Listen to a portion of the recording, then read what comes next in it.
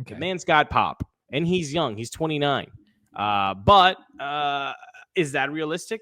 Yeah, I mean, at this point, it's like, what's the point? You don't even make a move if we're throwing out names like Rowdy Tellez. Like, just keep it status quo and give some prospects some run. But so.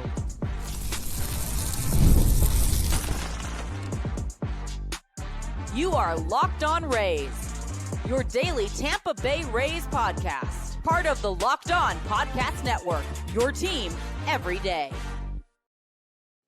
Welcome into Locked On Rays, your daily podcast covering everything Tampa Bay Rays, from game analysis to player interviews. We've got you covered with all the latest news and insights. My name is Kevin Weiss. I'm Ulises Sambrano, bringing you expert analysis and passionate discussions about our beloved Rays. Whether you're a diehard fan who vividly remembers Longo's Game 162 just like us, or you remember the early Devil Ray days of Wade Boggs or Carl Crawford, we are here to break down every play, every trade, and every milestone. In fact, this is our 6th season covering the Rays daily. In every season, we've covered the team up till the year 2024. The Rays have gone to the playoffs, but don't let that hurt you. You can still grab your favorite Rays gear, settle in, and subscribe to our Locked On Rays YouTube channel and other podcast platforms. You can also find us on X and Instagram at Locked On Rays. Today's episode is brought to you by FanDuel. You can start the season with a big return on FanDuel. New customers can place a $5 bet, and you'll get started with $150 in bonus bets if you win your first $5 bet. Visit FanDuel.com to get started. Okay, it is a Wednesday, and as we typically do on Wednesday episodes, mailbag episode. And let's not waste any time here. We have a trio of questions to get to. We appreciate everybody for sending those our way. This first one comes from Danny Perez. He says, who are your top 2 realistic targets this offseason, either through trade or free agency? One of mine would be Danny Jansen, is what he says. Danny, thank you for writing to us and always being a mailbagger. Do we have a better name than mailbagger? By the way, I like mailbagger. I think it has a ring to it, and we should get some shirts, some hats, some wristbands, some pins. Do the works, bumper stickers. Let's do it all. A Locked On Rays mailbagger since 19. I'm an OG. Mm-hmm. Danny, thank you. Unlucky for me, my realistic target was Travis d'Arnaud. And then 5 hours later of me writing that down, he got signed. So that's not happening, Kevin. Travis d'Arnaud will not be playing with the Rays, at least to start the season in 2025. That's unfortunate because I actually did not hear that news. Who did he wind up inking with? Ooh, let's play a little trivia. It's a bad team that gives money usually, but it's always very bad. Oh, like they make bad signings, like they sign guys and don't win? Yeah. I don't know, the White Sox. What division? AL West. Oh, the Angels. How about that? 2-year, $12 million. Wow. Yeah. Well, if they win with Travis d'Arnaud, they couldn't win with Mike Trout and Rendon and Shohei Ohtani. But if they find a way to make the playoffs with d'Arnaud, he's got some magic in him. Because, hey, where he's gone the last couple of years, he's won a lot of ball games. So he has that going for him. But that is really unfortunate. And I guess they're making an effort, but it sucks because I would have liked the Rays to make that effort. I felt like that was a pretty easy lane in something that was within realm, but evidently not. I guess he wants to go back on the West Coast. He did play for the Dodgers briefly at one point, and he's okay going back there. For a smidge, yeah. Travis hit .238, had an on-base of .302, and a slug of .436. He had 15 bombs and 341 plate appearances.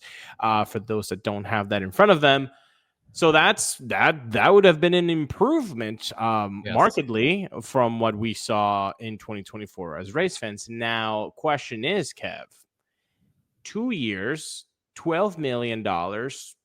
Would you have been okay with the Rays giving that time commitment plus money to Travis d'Arnaud at 36 years old? I'm fine with it. Hey, we've given more money or as much money to players that didn't do a lick of anything. And I'm okay with taking a gamble at catcher and a guy who, might be losing some steam, but might have a little something working for him as well.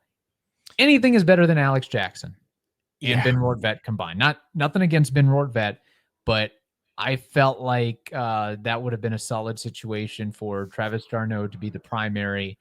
You get Rortvedt some action, maybe get Driscoll some action, and Dominic Keegan can continue in his trek to the majors. I guess if I'm trying to really have silver lining here is maybe the Rays have more grandiose options at the catcher position via trade or free agency. Who knows? It might as well be through trade, Kevin and people, because I will read now a list of 9 players that are free agents and that are also catchers. The list is James McCann, 34 years old, 0.76 WAR. Max Stassi, 33 years old, none. Danny Jansen, 0.6 WAR, 29 years old. Luke Mailey, X-Ray, 34 years old, negative WAR. Grandal, 36 years old, 0.64 WAR. Higashioka, 35 years old, 1.2 WAR. Jacob Stallings, 35 years old, 1.7 WAR. Kurt Casale, X-Race legend, 36 years old, 0.3 WAR. Elias Diaz, 34 years old, 1.1 WAR. It's not pretty out there for free agents in the catching position. I guess the best way that you could go about this would be either Jacob Stallings or Kyle Higashioka, and they're both going to be 35 years old. So it really looks like if you are the Rays and you want to actually fix the catching situation for some time, you're not doing that by dipping in this free agent pool. I don't think so. No, I'm with you, unless you want to give Higashioka a 1-year deal or something like that. And then as far as the trades go, realistic, this isn't it, but Wilson Contreras with the Cardinals, he's guaranteed nearly $60 million through 2027 with some club options thrown in there. We know that the Rays don't mind dealing with the Cardinals, but again, Mr. Perez asked for realistic options. And I guess the next most realistic option, perhaps, of a guy that is in the majors at the position, if we're not talking about prospects here, Christian Vasquez, who's guaranteed $10 million in 2025.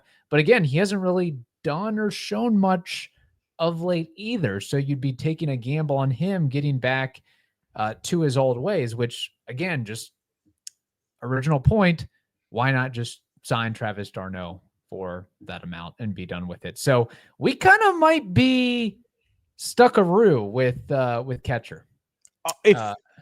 Unless, I agree with Danny, Danny Jansen, obviously like the 3 best is Higashioka, Stallings, and Jansen on the free agent pool. But if they're the best markedly, like obviously that they are, that means other teams that might need some catching help are going to be looking at this pool, and they're going to be saying the same thing. And usually if that happens, the Rays are not going to be the outbidders in this situation. They will be outbid. So honestly, looking at this list, I feel that the Rays will not be choosing their catchers from this pool. I think if we want to be realistic, quote unquote, and hoping for good performance from behind the dish, I think we need to start looking at other teams and what they have and seeing some trade options.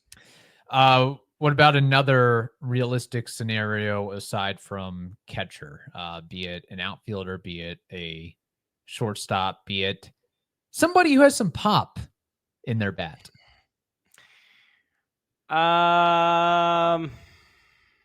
Realistically? Yeah, I guess that's the question is like, what is realistic nowadays with everything that is going on within this organization? I mean, we've talked previously, this was before the trop got damaged, of pulling off a deal with the Blue Jays for Bo Bichette, but that seems pretty pie in the sky. We've talked about wanting Brent Rooker and what he can do, and he's got an affordable salary. The Athletics would ask a king's ransom for him, but Free again, agent he probably Santander. has a lot of Santander, we've talked about him too, and all the pop that he can provide. I mean, besides Pete Alonso, nobody in the free agent class has had more home runs than Anthony Santander in the last 3 years. Okay. The man's got pop, and he's young. He's 29. But is that realistic? Yeah. You could give a 4-year, $100 million to Anthony Santander. Is that worth it? A lot of Rays fans would probably say yes, and a lot of Rays fans would probably say no. They don't want to pigeonhole a guy with that much money when he might not have the glove and definitely does not have the speed. Right. And maybe if we're going a poor man Santander, Jorge Soler with the Braves. Yeah, I was going to say Rowdy Tellez. I mean, at this point, it's like, what's the point? You don't even make a move if we're throwing out names like Rowdy Tellez. Like, just keep it status quo and give some prospects some run. But Soler, who's really a DH only guy at this point, he's guaranteed $26 million through 2026, 13 mil in 2025, 13 mil in 2026. Maybe you add him, see what he can do in 2025, and then you offshoot him after that. But I guess a lot of it is going to be what the market commands for Santander. Is he going to be more of a $45, $50 million guy or a $70 to $80 million guy? And if you're a $70 to $80 million guy, I go back and say, why didn't you sign Marcell Ozuna? Why didn't you make more of an effort and throw a couple extra mil to get the difference maker in him and or Freddie Freeman? So it might be something like that of, I guess Soler probably isn't as sexy of a name as he was a couple years ago, but a guy that you could hopefully bank on getting you a close to 500 slugging percentage, a 240 average, and 20 to 25 bombs, something to that effect. Which, it's the Rays have their work cut out for them. I'll also say, I don't know how realistic it would be, although the Rays did try to they did trade with the Orioles. Did they not trade Zach Eflin to the Orioles once upon a time several months ago? Word on the street is that the Orioles are fielding offers or were fielding offers in July for Cedric Mullins and Ryan Mountcastle. Mullins, an outfielder that might solve your Jose Siri dilemma, and Mountcastle, he's a first baseman, but he brings some pop and a solid bat all around. I mean, he's a guy that you can plug in the middle of the order, right-handed hitter, and that would alleviate some troubles. And it's not like those guys are extremely expensive. Mountcastle's due $6.6 million in 2025. Mullins due $8.7 million in 2025. So maybe something can be worked out in that angle. That's not crazy of an amount of money. It just depends on how much are they willing to spend this season? I mean, the estimated 2025 payroll right now, according to FanGraphs, is $87 million for the Rays. 87 mil. Obviously, with the guaranteed salaries and the projected arbitration figures, 87. Do you guys actually feel like that will go up significantly? It's going to have to go down. They're going to have to cut some fat and get better. If I know Stu, and trust me, I think we all know Stu at least a little bit. I don't think Stu is looking at 87 million in 2024 to 2025 and without a roof, with a stadium deal that is shaking now, and saying, you know what, I think we should put more money into the $87 million payroll than subtract. What Stu is looking at, though, I'm sure of it, I can guarantee it, is he is looking at SelectQuote. And why is that? Well, SelectQuote is one of America's leading insurance brokers with nearly 40 years of experience, helping over 2 million customers find over $700 billion in coverage since 1985.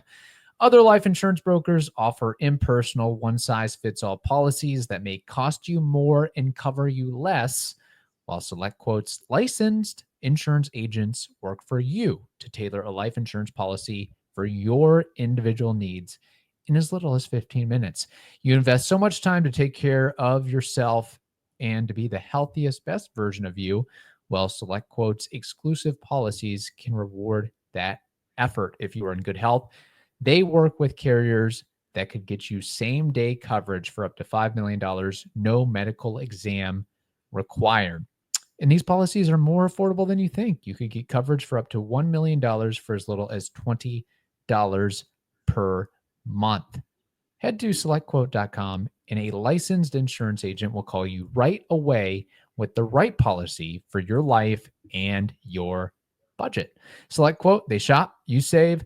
Get the right life insurance for you for less at selectquote.com/locked-on. Go to selectquote.com/locked-on today to get started. One more time, that is selectquote.com/locked-on. Kevin, I feel like my body is not in the right space. Where do you think I should go? There's only one place to go, and that would be the Joint Chiropractic. But I'm looking for somebody that's open on the evenings and somebody on the weekends. Where should I go? That would only be one place, the Joint Chiropractic. No, Kevin, I need somebody that doesn't have scheduling hassles. I need somebody that I can just walk in there and it'll be all good.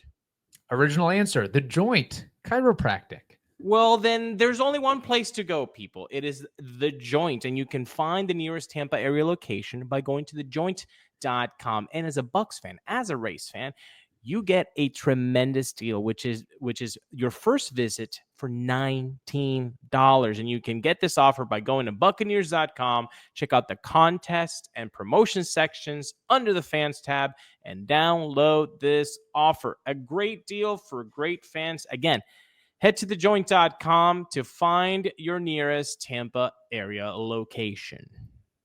All right, moving to the next mailbag question that we have. It comes from @BigBlueFan_, aka Glue. And the question is this: what's the main reason these Rays beat writers are saying our prospects aren't being called up?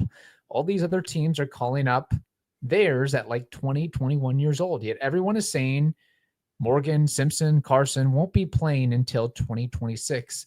Just want to know your thoughts. Big Blue fan, Glue, funny whole thing.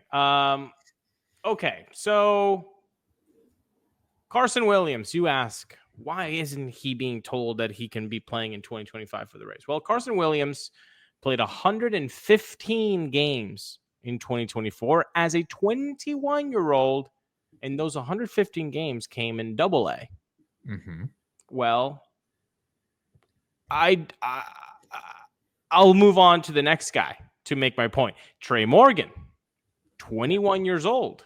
He played 26 games in A-ball, 53 in high A, and 21 games in Double-A. Again, 21 years old. Only 21 games in Double-A. Right. Chandler Simpson, 32 games in high A, 78 games in Double-A. He's 23 years old. Glue, big, what is it? Big Blue fan. Yeah, a.k.a. Glue. A.k.a. Glue, Big Blue fan. My man, you got to show a little bit more patience. Yes. None of these guys played in AAA. Mm-hmm. Why don't we want to let them cook? And I understand your point. You're saying all of these other teams, they're calling up their prospects in high, more quickly than what the Rays are doing. Okay. But how many of them are there, though, that are calling up 20, 21-year-olds? I mean, there's only so many Bobby Witts to go around, so many Wander Francos to go around, so many Jackson Churios to go around. Let's go inside the division. Anthony Volpe, did he win a Gold Glove in his first year as a rookie? Yeah, he did. His offensive numbers were not great. Yeah, can he steal bags? For sure. The second season, did he improve? Of course he did with the bat, but is it where you want it to be? Probably not if you're a Yankees fan. These things take time, and it sucks. that these things take time, especially as a baseball fan. I'm sure that if, Big Blue fan, could he be a Buffalo Bills guy? Perhaps, or Giants. It could be a myriad of things, honestly. It could be Kentucky Wildcats for all I know. Okay, well, a Kentucky Wildcat fan. Whatever fan you are of a football team, it's difficult to have that also happen in baseball, because with football, boom, they're young, they get into the NFL team, and boom, they're there. It's a different animal with MLB. You think these things take time, Kev? They do, and I mean, Chandler Simpson might be the most ready to get the call up before Tre Morgan and Carson Williams, because as you alluded to, Carson Williams, just 21 years old, drafted out of high school, still very green. Tre Morgan, no, he won a championship at LSU, but still only 114 minor league games to his belt. Chandler Simpson, see what he does in AAA this year, and then maybe make the move from there, depending on how the outfield situation is with the Rays. But this is something that we've had guests on the show, and they've explained it, and the industry has explained it, is with the contraction of the minor leagues and the COVID situation, there is such a huge gulf now between the minors and the majors. There already was beforehand, but now AAA in the majors is crazy, crazy different. And I think that's why you're seeing, even when a guy has the appearance of being ready, like a Jackson Holiday or a Kyle Manzardo, they're getting sent down because they're struggling. And look within our own organization, Curtis Mead has had ups and downs. Jonathan Aranda has had ups and downs. Other guys have had ups and downs. So I feel like the Rays want to be very cautious about making sure there's not developmental setbacks, that when guys get the call, their confidence, their mental toughness, their physical readiness is up to snuff. They can handle the game speed, and just let's bring up the elephant in the room: roster flexibility and service time. That is also a consideration that the Rays have to play with. Always have that as number one. Then you can play around with everything else. But that's number one because of who they are. But I will say, I think you make a great point when you're saying look within the organization. Like, I know that Big Blue fan is saying, hey, but look at all those organizations. Well, they're not the Rays. So you have to look at what is happening within the organization. How are they building up these prospects? Who are the last prospects to make a big boom as soon as they enter the MLB team? It's not even Junior Caminero. Okay. Like, you've seen flashes of what Junior can be, but it hasn't been to a sustained success. It hasn't been Jonathan Aranda. It hasn't been Curtis Mead. It hasn't been Taylor Walls, who, by the way, Taylor Walls had a minor league career WRC plus of like 120 people. 120. Like you're saying, and he's a 75 WRC plus guy in major leagues after 4 bleeping years. Right. The difference, the discrepancy of talent, of hard work, of being a successful baseball player from AAA to MLB is huge. So you have to give these things time, because you know what? If you put a Carson Williams, a Tre Morgan, a Chandler Simpson, quicker than they might, be ready for. Remember, these guys are not just Excel spreadsheet points, a database. Like, they're human beings, and you have to take care of the mentals, man. And I think the other consideration too that you have with the Rays is they utilize so much of the platoon and moving guys around, the versatile nature. So maybe they want guys to learn and foster multiple positions. And when you call a prospect up like this, it doesn't really do them any good for their profile just to be riding the bench and getting 3 at-bats every 4 days or something like that. So I think there is some algorithm or equation to find that perfect mix. But just be patient.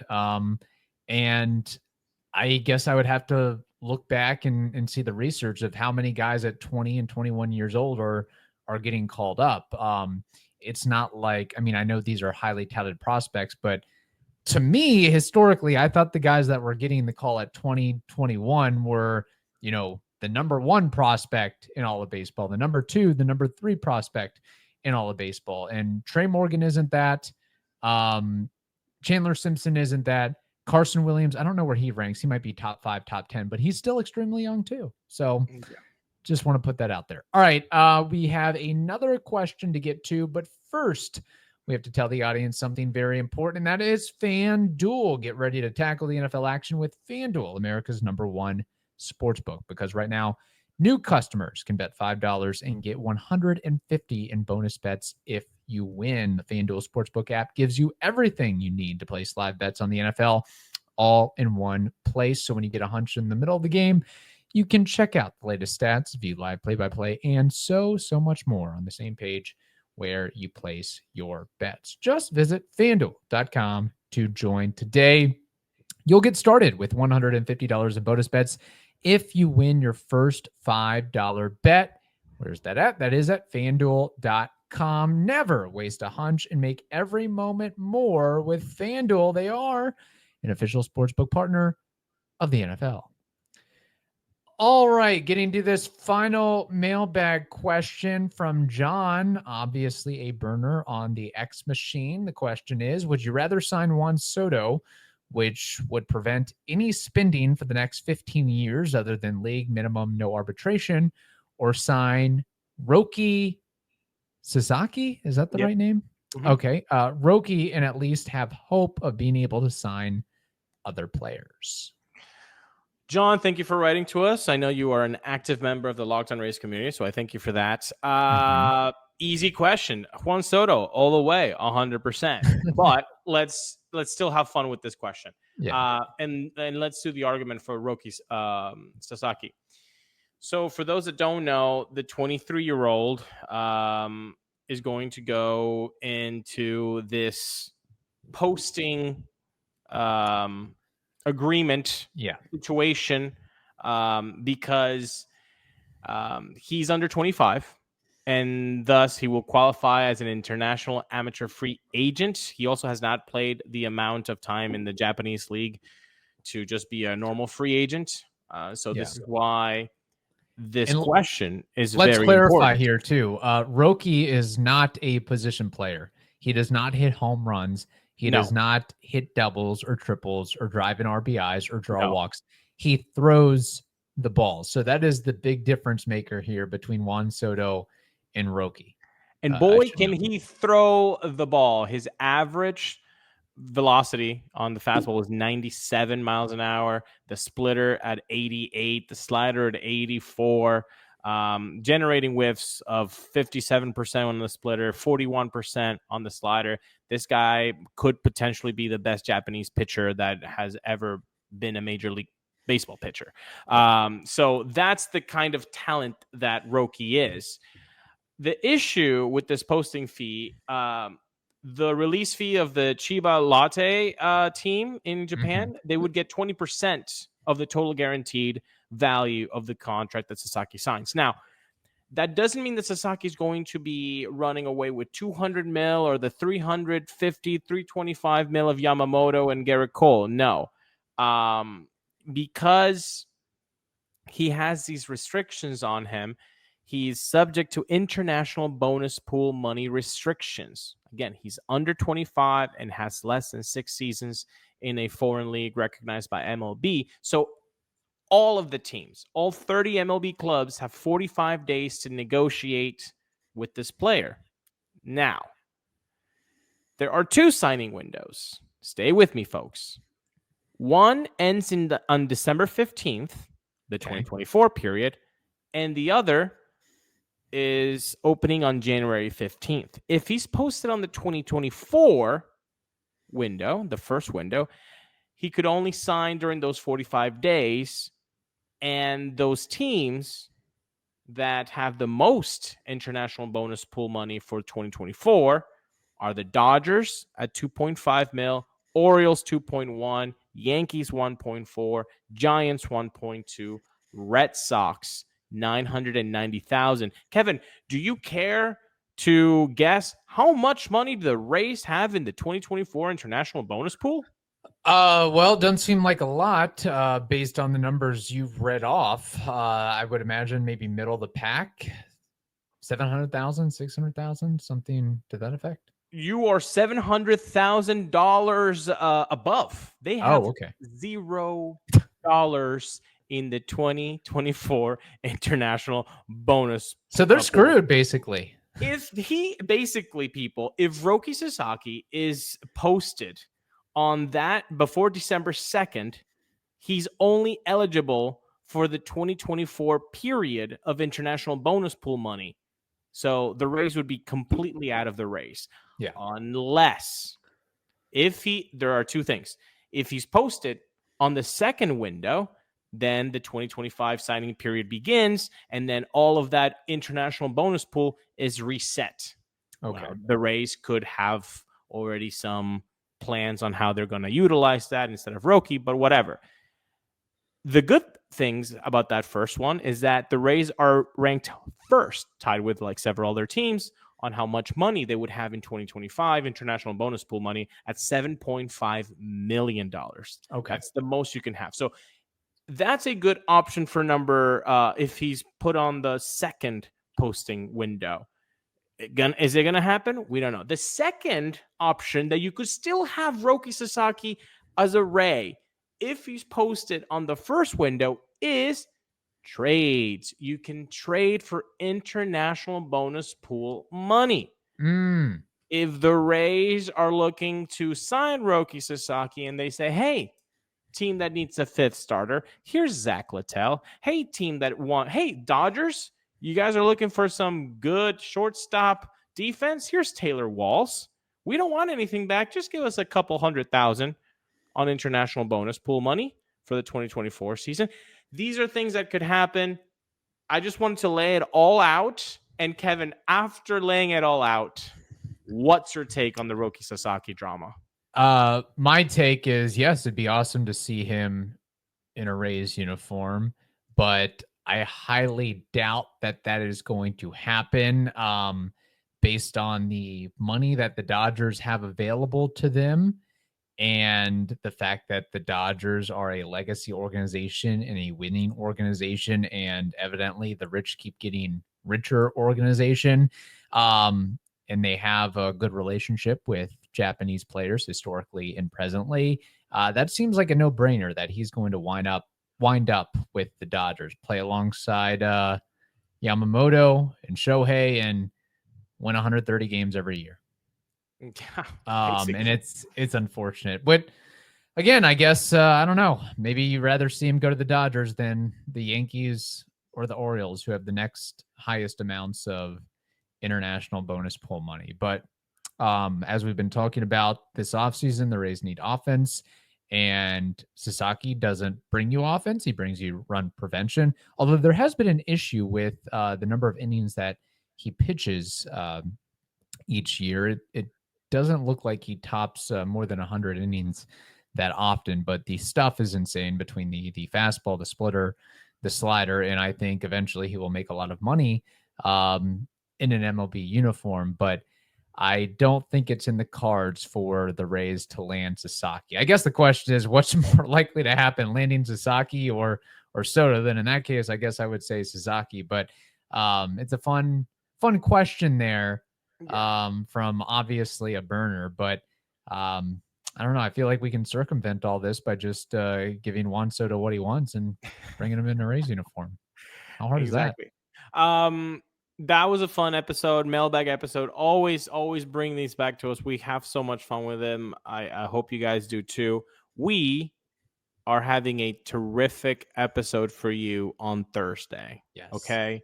We have a very special guest that is going to illuminate us on a lot of information that has a lot of numbers and has a lot of perspectives and viewpoints. So this guest is going to be tremendous, and I cannot wait for them to be on this podcast. Stay tuned for that. In the meantime, hope you all have a wonderful day. Stay safe, and we will talk to you tomorrow.